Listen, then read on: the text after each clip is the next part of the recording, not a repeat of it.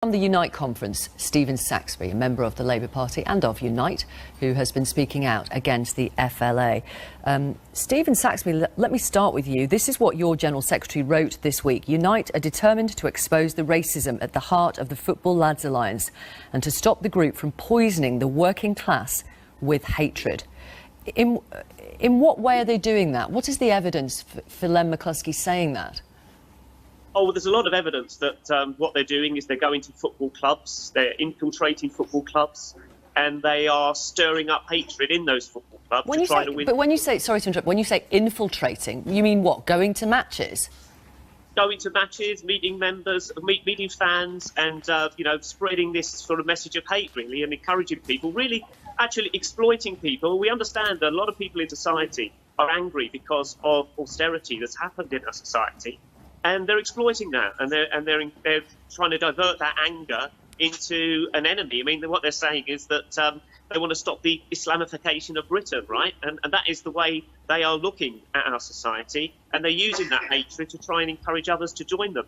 They're using this language of free speech. You know, it's nothing to do with free speech. Tommy Robinson was put into prison for contempt of court. So they're exploiting the free speech argument. I agree with free speech. Yeah, our union agrees with free speech. We're not trying to stop anyone speaking out. But what they're trying to do is whip up hatred, and they're trying to actually encourage people to engage in violence. We saw that at the demonstration in Whitehall. They were attacking police officers. They were making Nazi salutes at the cenotaph. That's not my kind of patriotism. That's not the England I support. And I don't think the majority of working class people share that view. So I'm glad that Len spoke out about it so strongly. Well, I think we just need to make sure that they don't claim the narrative. Yeah? I think they don't represent the majority of British people.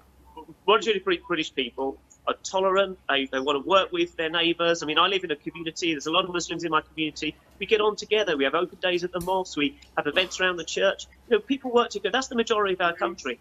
And we need to say, you know, that is the kind of country that we are and we want to be. I mean, Jo Cox, remember, was actually murdered by a right-wing extremist.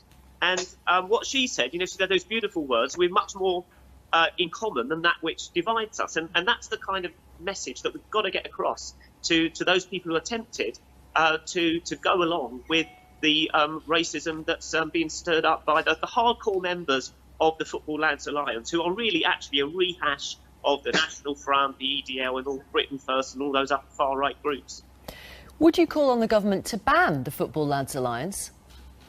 I wouldn't, and our union isn't. We believe in free speech. We believe people should have the right to express their view. There isn't any restriction for people doing that.